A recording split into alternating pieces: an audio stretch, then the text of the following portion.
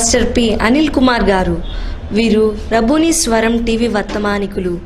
వీరు ఒంటరిగా అరణ్యంలోని కొండ ప్రాంతమునకు పోయి కొన్ని సంవత్సరముల నుండి ఈ ప్రాంతములో దేవునితో ఏకాంతంగా ప్రార్థనలో గడుపుచున్న దైవజనులు. దేవుని పరిశుద్ధాత్మతో నింపబడిన వారై అనేక ప్రాంతములలో పట్టణములలో దేవుని సువార్తలను దేవుని శక్తిని అగుపరుచున్న దైవజనులు. వీరి ప్రార్థన ద్వారా రోగులు బాగుపడుచున్నారు, దురాత్మ శక్తులు పారిపోచున్నవి, సమస్యల నుండి విడిపించబడుచున్నారు. ఈ పరిచర్యలో ఎన్నో అద్భుతాలు, ఆశ్చర్యకార్యాలు, స్వస్థతలు జరుగుచున్నవి. పాస్టర్ పి అనిల్ కుమార్ గారు ప్రతి ఒక్కరి సమస్యల కొరకు వ్యక్తిగతంగా భారముతో ప్రత్యేకంగా ప్రార్థించున్న దైవజనులు.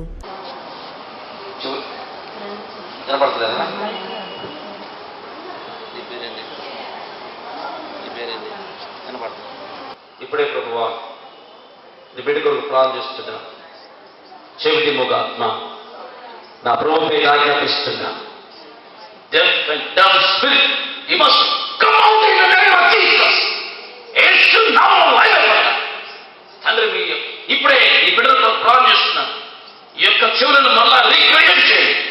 ఇటు బలహీనత కలిగిన దురాత్మ యేసు నామములో బయలుదేరండి. హీలిందండి. I release the power of the Lord. మీ రక్తంతో ముద్రిస్తే యేసును ప్రార్థించి అడిగిపెడుతున్నాం. ఆమేన్ ఆమేన్ ఆమేన్. ఏం పేరు? సునీల్. ఏం పేరు? సునీల్. ఏం పేరు? సునీల్. ఏం పేరు? సునీల్. ఏం పేరు? సునీల్. ఏం చదివావు? 10th class. ఏ స్కూల్లో? ZP school. చెప్పే స్కూల్. ఏ క్లాస్? ఏ క్లాస్? 10th class. క్లాస్. దేవుని స్తోత్రం. హల్లెలూయా. వినపడుతుందా? వినపడుతుంది. వినపడుతుందా? ఎప్పటి నుంచి బాధపడుతున్నావు? చిన్నప్పటి నుంచి. చిన్నప్పటి నుంచి చెవుడు. Praise Lord. హల్లెలూయా. చిన్నప్పటి నుంచి చెవుడు అంట. దేవుడు ఇప్పుడే ప్రేయర్ చేయగా దేవుడికి కార్యం చేస్తున్నాడు. వినపడుతుందా? అయ్యా చక్కగా ఏం చదువుతున్నావు? నేను 10th క్లాస్ చదివాను. Photoshop design. ఎక్కడ? పెంటపాల్ ఫ్లవర్ డిస్ట్రిక్ట్. పెంటపాల్ ఫ్లవర్ డిస్ట్రిక్ట్. పెంటపాల్. నైన్త్ చదివా? 10th. టెన్త్ చదివి చేస్తున్నావా? వాణి. Praise Lord. దేవుని స్తోత్రం. హల్లెలూయా. హల్లెలూయా. చెప్పు ప్రభువును మహిమపరుస్తాం. Glory to God. దేవా ఇక్కడికి మీరు చేసిన కార్మిక వందనాలు. ఇప్పుడు దీవిస్తున్నాను, ఆశీర్వదిస్తూ యేసునామములో ప్రార్థించి అడిగి పెడుతున్నా ప్రభు. ఆమేన్ ఆమేన్ ఆమేన్ ఆమేన్. ప్రియ దేవుని బిడ్డ, చిన్ననాటి నుండి తనకి వినపడటం లేదు. ఇప్పుడు ప్రేయర్ చేయగా దేవుడు అద్భుతముగా తన చెవులు ఓపెన్ చేస్తున్నాడు. నా ప్రభుకే మహిమ కలుగునుగాక. ఆమేన్. నిర్గమాకాండం 25వ అధ్యాయము 17వ వచనము చదువుకుందాం. నిర్గమాకాండం 25వ అధ్యాయము 17వ వచనం చదువుకుందాం. మరియు నీవు మేలిమి బంగారముతో కరుణాపీఠమును చేయవలెను. దాని పొడుగు 2 మూరలున్నర, దాని వెడల్పు 3.5 మరియు 2 చదమ్మా 2 బంగారపు కెరూబులను చేయవలను. దేవునికి మహిమ కలుగునగాక. చదువుదాం. చాలా వాక్యం కొరకు ప్రార్థన చేసుకుందాం. ప్రేమ కలిగిన తండ్రి, మహాపరిశుద్ధుడా, మీ ఘనమైన పాదములకు వందనాలు, స్తోత్రాలు చెల్లిస్తున్నాను. ఈ సమయంలో ప్రభువా ఈ వాక్యం ద్వారా మీరు నాతో మాట్లాడండి. అదే రీతిగా ప్రభువా నీ బిడ్డలతో మీరే మాట్లాడండి. నన్ను తండ్రి కేవలము మీ నోటి బురుగా మాత్రమే వాడుకొని సమస్తమైన మహిమలు, ఘనతలు, ప్రభావాలు మీరే పొందుకోమని, నన్ను తండ్రి మీ సిలువ చాటున మరుగుపరుచుకొని నీ బిడ్డలతో మీరే మాట్లాడమని నజరుడైన యేసు శక్తి కలిగిన నామంలో ప్రార్థిస్తూ మీ సువార్త ప్రకటిస్తున్నాను పరమ తండ్రి. ఆమేన్. హల్లెలూయా. దేవుని వాక్యం ఈ విధంగా తెలియచేపడి, మరియు నీవు మేలిమి బంగారముతో కరుణాపీఠమును చేయవలెను. దాని పొడుగు 2 మూరలున్నర, దాని వెడల్పు 3.5. దేవునికి మహిమ కలుగునగాక. ఇక్కడ తండ్రి చెప్తున్నాడు, మేలిమి బంగారముతో కరుణాపీఠమును చేయమంటున్నాడు. కింద ఉన్న ఆ పెట్టె అనగా మందస్సము దాన్నేమో తుమ్మకర్రతో చేసి ఆ తుమ్మకర్రతో ఆ పైన బంగారపు రేకును పొదిగించి దాన్ని చక్కగా అలంకరించారు. కానీ కరుణాపీఠం దగ్గరికి వచ్చేవాడికి తుమ్మకర్ర వాడటంలా గుర్తుపెట్టుకోవాలి. కరుణాపీఠం దగ్గరకు వచ్చేసరికి తుమ్మకర్ర వాడకుండా మేలిమి బంగారముతో కరుణాపీఠమును చేయమంటున్నాడు. చూడండి ప్రియా దేవుని బిడ్డలారా, ఆ యొక్క మందసం యొక్క బాడీ అంతా కూడా చక్కగా ఆ తుమ్మకర్రతోనూ అదే రీతిగా అలంకరించినట్టుగా పొదగబడినట్టుగా దాన్ని నకీషి పని కలిగినట్టుగా కనపడుతూ ఉన్నది. కానీ ఈ యొక్క పైనున్న కరుణాపీఠం మాత్రం ఆ కరుణాపీఠం లోపల తుమ్మకర్ర లేదు. కంప్లీట్గా ఆ మొత్తము మేలిమి బంగారముతో దాన్ని చేయమంటున్నాడు. ఎంత వెడల్పు, ఎంత పొడుగది? 7.5 అడుగులు వెడల్పు, పొడుగు 4.5 అడుగులు వెడల్పు. దేవునికి మహిమ కలుగునగాక. హల్లెలూయా. ఎంత పొడుగు, ఎంత బంగారం? 4.5 అడుగులు వెడల్పులో 7.5 అడుగులు పొడుగు కలిగిన పెద్ద కరుణాపీఠం. ఎంత బరువు ఉంటుంది అది? మనం ఎంత ఉంటేనే అమ్మా, ఎంత బంగారం బిస్కెట్ ఉందనుకో, మనం బిస్కెట్ అయిపోతాం అమ్మా. దాని దెబ్బకు మనమే బిస్కెట్ అయిపోతాం. నా దేవుడు ఎంత ఎంత ఎంత పెద్దది కట్టాడు చూడు. పైగా అది చిన్నపాటి మనకులాగా సనసన రేకులు కాదు, ఇంచుమించు ఒక 2 అంగుళాల మందమైన ఉంటుంది. దేవునికి మహిమ కలుగునగాక. ఎందుకంటే ఆ కరుణాపీఠం పైన 2 కెరూబులు ఉండాల. ఆ కెరూబులు మోయగలిగినంత శక్తి, బలము దానికి వంగిపోకుండా ఉండాల. అంత ఉండాలంటే ఇంచుమించు 2 అంగుళాల మందమైన ఆ యొక్క బంగారపు కరుణాపీఠము ఉండాలి. దేవునికి మహిమ కలుగునగాక. అంటే ఇంచుమించు 2 అంగుళాల వెడల్పుతో 7.5 అడుగులు వెడల్పులో 7.5 పొడుగు 4.5 వెడల్పుతో ఒక బంగారం పెద్ద కరుణాపీఠం. దేవునికి మహిమ కలుగునగాక. హల్లెలూయా. కానీ ఆ కరుణాపీఠము ఎట్లా ఉండాలంటే మేలిమి బంగారం అంట. దాంట్లో రాగి కలపకూడదు, ఇత్తడి కలపకూడదు, స్వచ్ఛమైన బంగారం. ఏ విధంగా అయితే ఉన్నదో అదే తీయాల. ఇదంతా ఎక్కడి నుంచి వచ్చిన బంగారం అంటే ఇశ్రాయేల్ ప్రజలు ఐగుప్తు నుండి తీసుకొచ్చిన ఆ యొక్క వారి యొక్క బంగారం అంతా కూడా 20 లక్షల మంది ప్రజలు స్వేచ్ఛగా అర్పించిన ఆ యొక్క బంగారపు ఆభరణాలు.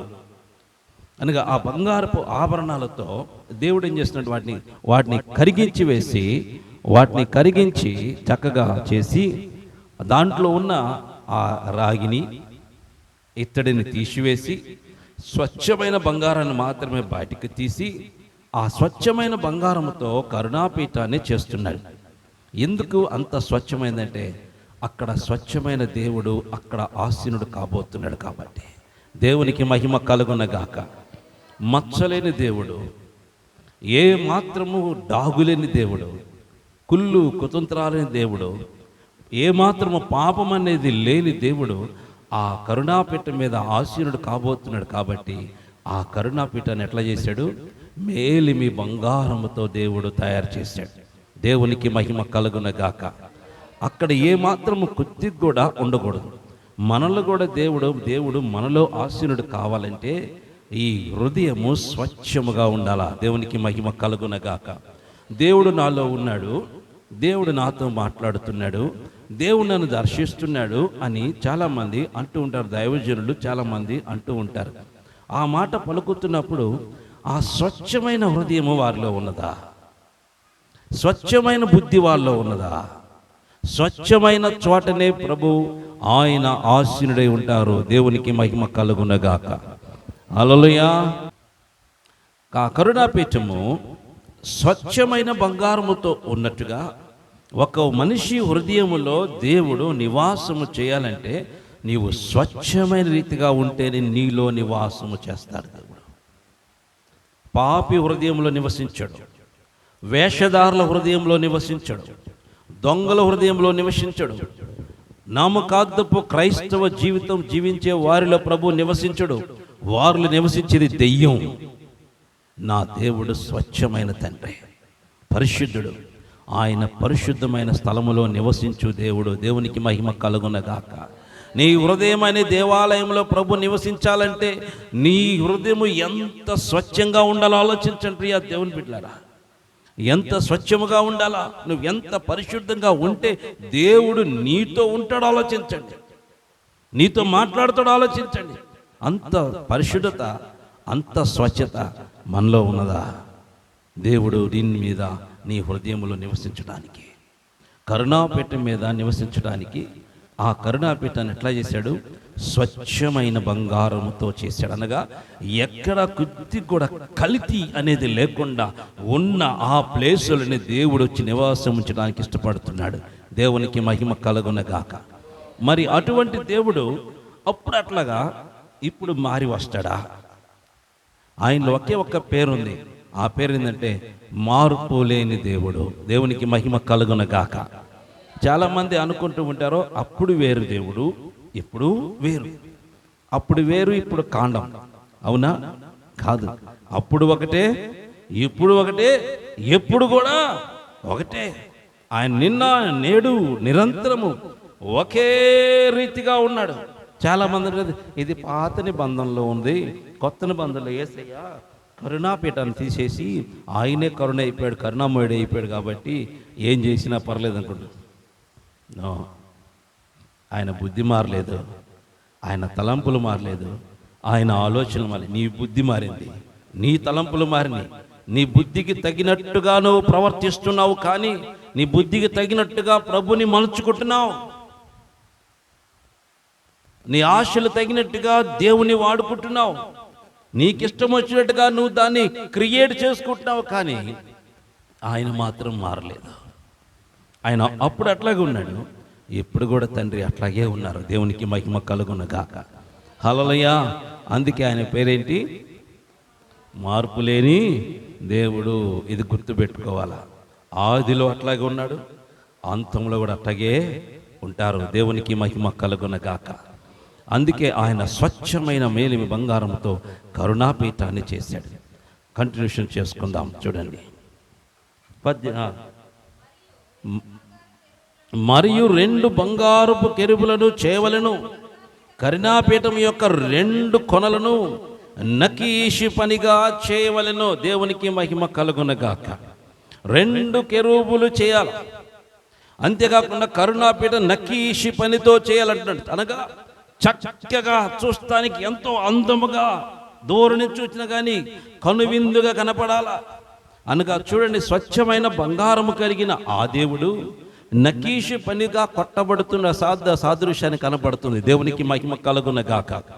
యేసయ్య ఈ లోకానికి రాబోతున్న సంగతి, ఆయన కరుణామయుడిగా, కరుణా సంపన్నుడిగా, దయగల దేవుడిగా ఆ కరుణాపీఠం కనబడుతుంది. ఆ కరుణాపీఠం మన ప్రభు అయిన యేసుక్రీస్తుకు సాదృశ్యంగా కనబడుతుంది. దేవునికి మహిమ కలుగునగాక. ఆ కరుణాపీఠాన్ని ఎట్లా నకీష్ పనితో చేయబట్టాడు? అనగా చక్కగా దాన్ని నకీష్ పని చేయడం, దాన్ని కొట్టాలా లేదా? కొట్టకుండా నీట్గా అయిద్దా? మన చెవులో ఉన్న ఆ యొక్క పోగు కానీ ఉంగరం కానీ దాన్ని ఏమి కొట్టకుండా, శుచి దెబ్బలు కొట్టకుండా తయారైద్దా? అమ్మా, ఎన్ని దెబ్బలు కొట్టాలి దాన్ని, ఎంత సాగదీయాలా, ఎంత నలగదీయాలా, ఎంత చిన్నగా ఉంటుంది. దాన్ని మిషన్లో పెడితే ఎంత పొడుగు అయింది, సన్నగా సాగిపోయింది. సాగదీసి దాన్ని లాగి కొట్టి కొట్టి ఆకారం వచ్చిందా కొట్టి కొట్టి కొట్టి దాన్ని సిద్ధపరుస్తారు. అదేవిధంగా నా దేవుడు కూడా, నేను త్వరలో మీ మధ్యకు రాబోతున్నాను, నేను ఆ విధంగా కరుణాపీఠాన్ని ఏ విధంగా నకీషి పని చేయడానికి కొడతారో ఆ విధంగా నన్ను కొట్టబోతున్నారని దేవుడు ముందుగానే కరుణాపీఠం ద్వారా తన ప్రజలకు తెలియచేశాడు. దేవునికి మహిమ కలుగునగాక. హల్లెలూయా. ఆ కరుణాపీఠాన్ని ఏ విధంగా చెక్కుతారో, ఏ విధంగా కొడతారో, ఈ కరుణామూర్తిని నన్ను కూడా అదే విధంగా మీ దగ్గరకు వచ్చినప్పుడు అదే విధంగా కొడతారు, అదే విధంగా నన్ను శిక్షిస్తారు, అదే విధంగా బాధ పెడతారు, అన్ని రకాలుగా చెక్కుతారు, అన్ని రకాలుగా హింసిస్తారు, అన్ని రకాలుగా బాధలు పెడతారు.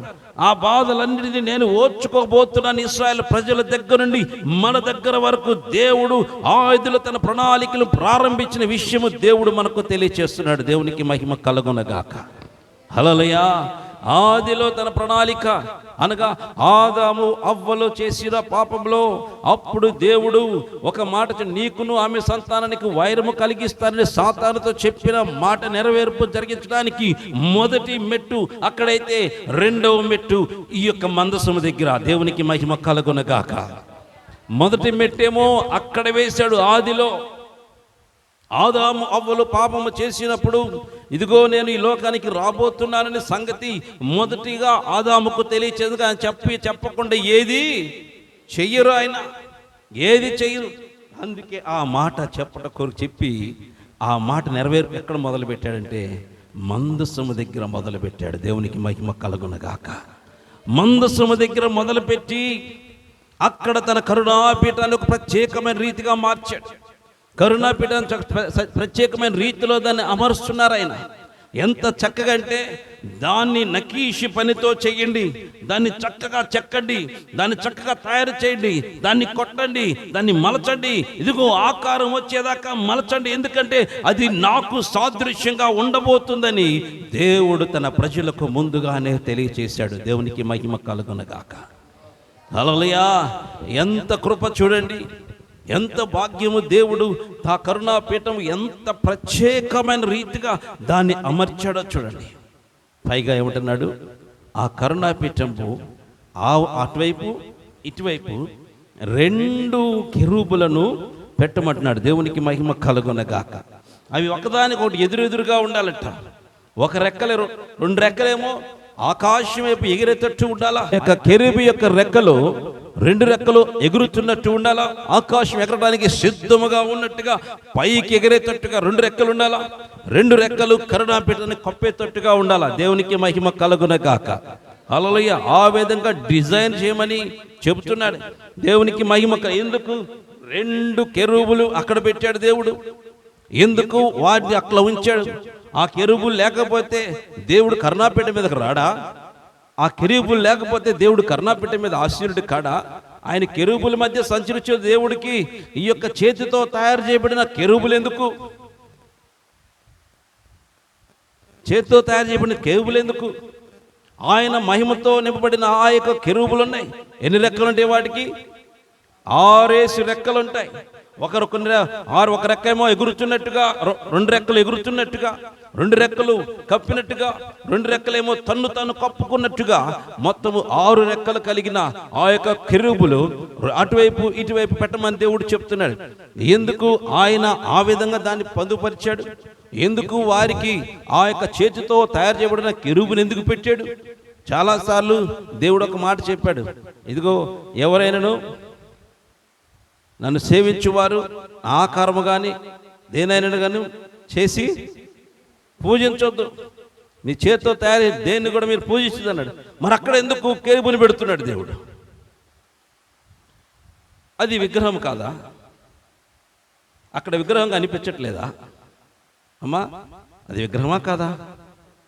కెరూబు చెక్కి ఆడ పెడతామంటే అది విగ్రహం అయిందా లేదా? విగ్రహం అయింది. అది దేనికి సాదృశ్యంగా ఉందంటే మనుషులకు సాదృశ్యం కనపడుతుంది. దేవునికి మహిమ కలుగునగాక. అందుకే ఆయన సిలువలో వేలాడుతున్నప్పుడు అటువైపు ఒక దొంగ ఇటువైపు ఒక దొంగ పెట్టి మధ్యలో తండ్రి వేలాడుతున్నాడు. దేవునికి మహిమ కలుగునగాక. ఈ యొక్క కరుణాపీఠ మీద కూడా అటువైపు ఒక కెరూబు ఇటువైపు ఒక కెరూబు. అది ఎందుకంటే మనుషులతో తయారు చేయబడినది, చేతులతో తయారు చేయబడిన కెరూబు. ఇది మానవులకు సాదృశ్యంగా ఉన్నది. మానవుడు దేవుని చేత తయారు చేయబడ్డాడు అని చూపించడం కోసము దేవుడు ఆ విధంగా కెరూబులు పెట్టాడు. లేకపోతే అక్కడ మనుషులు పెట్టచ్చు. మనుషులు పెట్టలా, కెరూబుల్ని పెట్టారు. ఎందుకంటే వారు కూడా దైవములనియు దేవదూతల కంటే కొంచెం తక్కువ వారిగా వాడిని చేశారని దేవుడు తెలియచేశాడు. కాబట్టి ఆ మాట నెరవేర్పు జరగడం కోసము మనుషులకు సాదృశ్యంగా దేవుడు అక్కడ కెరూబులను పెట్టినాడు. దేవునికి మహిమ కలుగునగాక. హల్లెలూయా. ఆ కెరూబులను అక్కడ పెట్టి తర్వాత ఏమంటున్నాడు? ఆ కరుణాపీఠాన్ని నకీషు పనిగా చేయబట్టున్నాడు. అందుకే దేవుడు 2 దొంగల మధ్య వేలాడుతూ చిత్రవధ చేయబడ్డాడు. దేవునికి మహిమ కలుగునగాక. హల్లెలూయా. చిత్రవధ చేయబడ్డాడు. నరహత్య చేసిన వాడిని కొట్టలేదు, అనేక మంది హింసించిన వారిని కొట్టి ఈడ్చుకురాలేదు. ఎవరిని కూడా ఆ యొక్క దొంగ, కుడివైపు ఉన్న దొంగ, ఎడం పక్క ఉన్న దొంగ, ఇద్దరిని ఏ దెబ్బ కూడా కొట్టకుండా తీసుకొచ్చి చక్కగా సిలువేసేశారు. కానీ యేసయ్య ఏ పాపము చేయకపోయినప్పటికీ ఆయన పట్టుకెళ్ళి హింసించి, తీసుకొచ్చి కొట్టి హింసించి, నానా భయంకరమైన యాతన చేసి, ప్రభువుని హింసించి భయంకరంగా చిత్రవద చేసి, ఆఖరికి ఉదయం 9 గంటల ముందు సిలువేస్తే మధ్యాహ్నం 3 దాకా ఆయన చావకుండా శోధిస్తూ బ్రతికారు. చావనీయకుండా శోధిస్తూ బతికి విధంగా చేశారు ఆయన. అనగా దేనికి సాదృశ్యం అంటే అది చెక్కబడిన జీవితానికి సాదృశ్యం కనపడుతుంది. కరుణాపీఠం అనగా మన ప్రభు అయిన యేసుక్రీస్తు.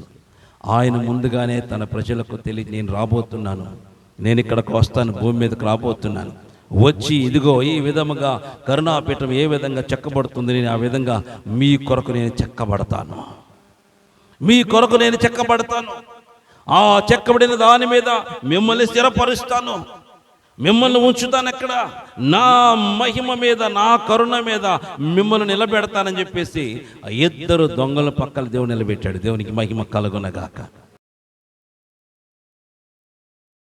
ఆమేన్. తలలో వచ్చుదాం, ప్రార్థన చేసుకుందాం.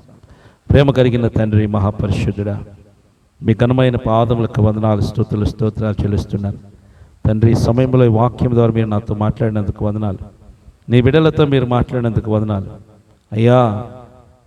ఆ యొక్క ఉంగరం అధికారం కోసమని, దాంట్లో ఉంచబడిన ఆ ఉంగరంలో తొడగబడిన కర్ర శావకు కాడికి సాదృశ్యమని, దాని కాడిని మోసేవారు మరణము కోసమే మోస్తారని మీరు మాకు తెలియచేసినందుకు వందనాలు. మేము మీ కొరకు బ్రతికే కృప, ధన్యత, భాగ్యం నాకును నీ బిడ్డలకు అనుగ్రహించండి.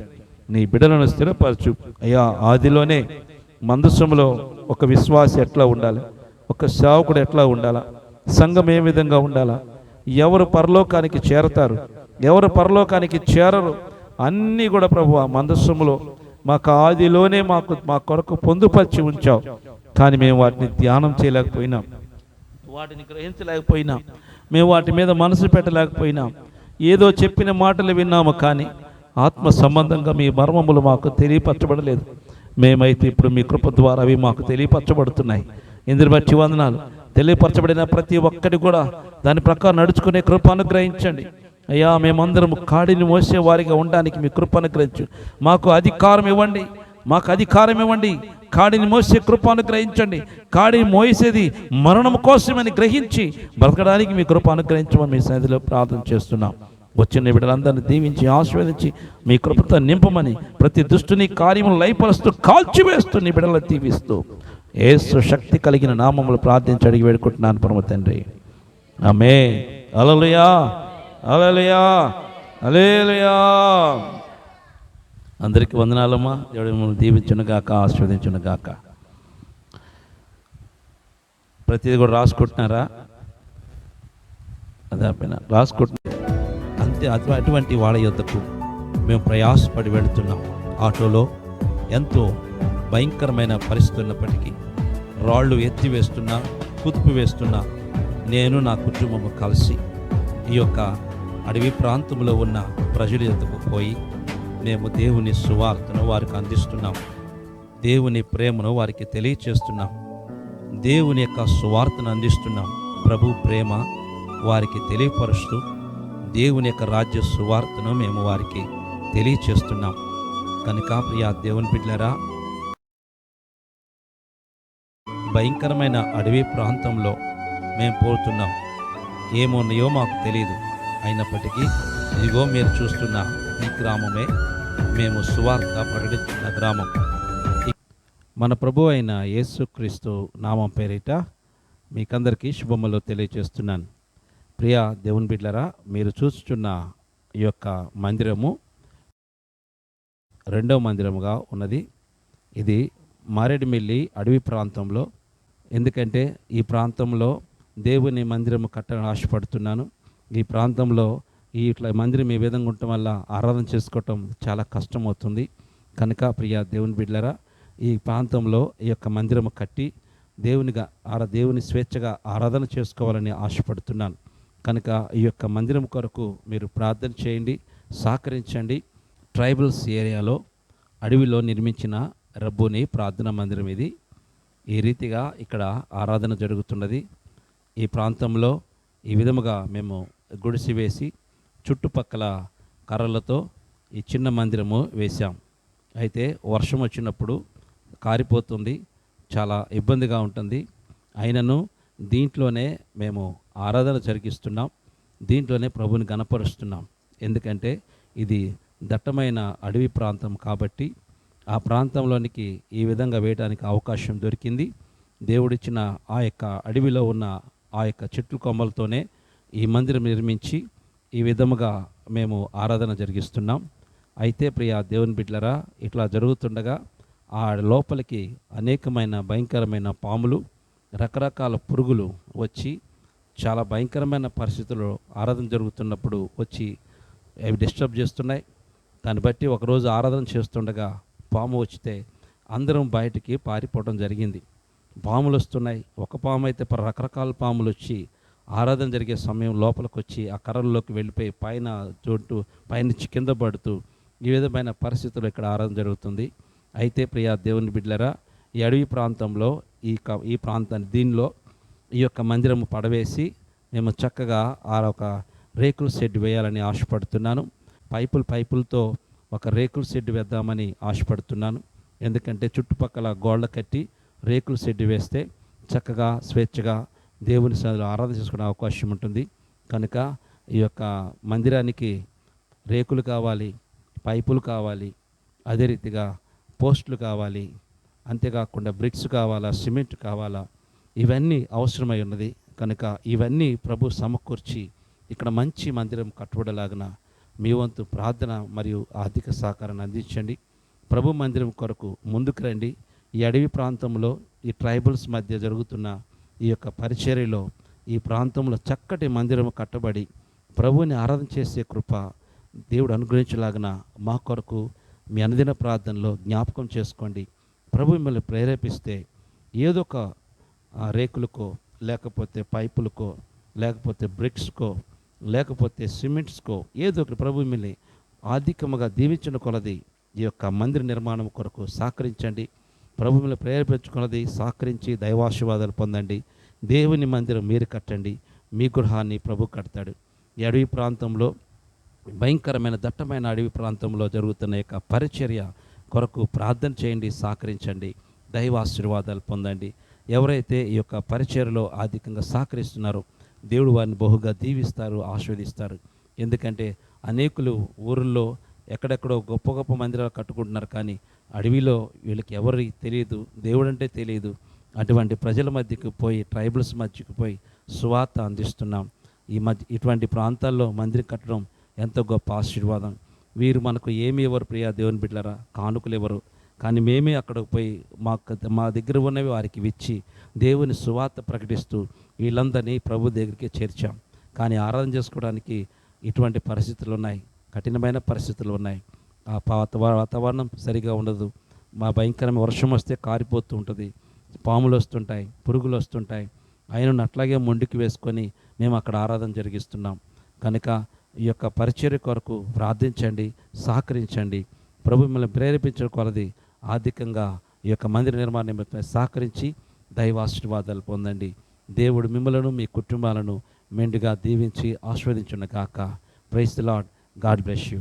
మా address pastor P Anil Kumar, Netaji colony, road number 9, Hayath Nagar, Hyderabad, Rangareddy జిల్లా. మరొకసారి pastor P Anil Kumar, Netaji colony, road number 9, Hayath Nagar, Hyderabad, Rangareddy జిల్లా. దేవుడు మిమ్మల్ని మెండుగా దీవించి ఆశీర్వదించును గాక. మీకైనా ప్రార్థన అవసరం ఉండేలా నేడే మిమ్మల్ని సంప్రదించి దైవాశీర్వాదాలు పొందండి. దేవుడు మిమ్మల్ని మెండుగా దీవించి ఆశీర్వదించును గాక. ఆమేన్.